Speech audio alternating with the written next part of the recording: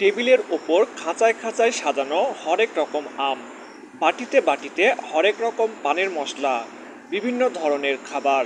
গত 5 জুলাই শুরু হওয়া বাংলাদেশ ফেস্টিভ্যাল মেলায় এভাবেই সাজানো আছে বিভিন্ন স্টলে।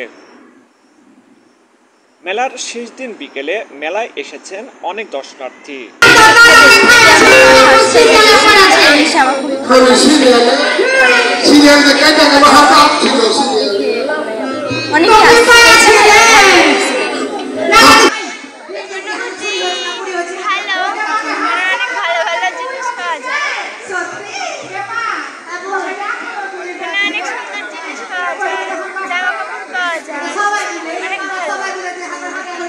এখানে অনুষ্ঠানও হয়েছে,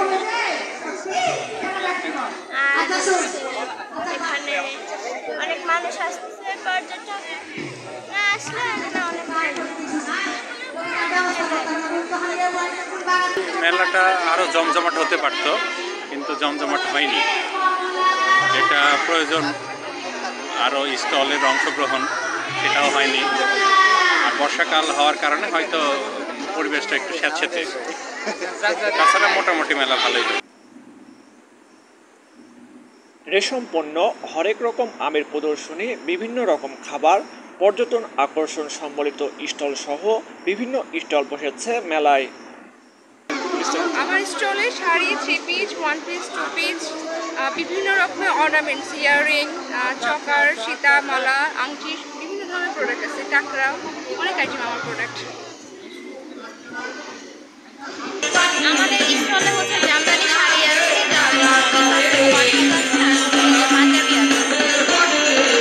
আমি রাজন জামদানি থেকে জামদানি শাড়ি নিয়ে আসছি নারায়ণগঞ্জ থেকে। এত দূর থেকে আসছি, আমাদের মানে যেই আশাটা করে আসছিলাম আমাদের ওরকম বেচা কেনা হয় নাই, যেহেতু বৃষ্টি অনেক। আশা করি সামনে ইনশাল্লাহ হবে। আর এমনিতে রাজশাহীবাসী খুবই ভালো মনের মানুষ, তারা খুবই ভালো। রেশম শিল্প প্রদর্শনী স্টলে রেশম পোকার গুটি থেকে কিভাবে সুতা বের হচ্ছে রয়েছে সেটির প্রদর্শনী।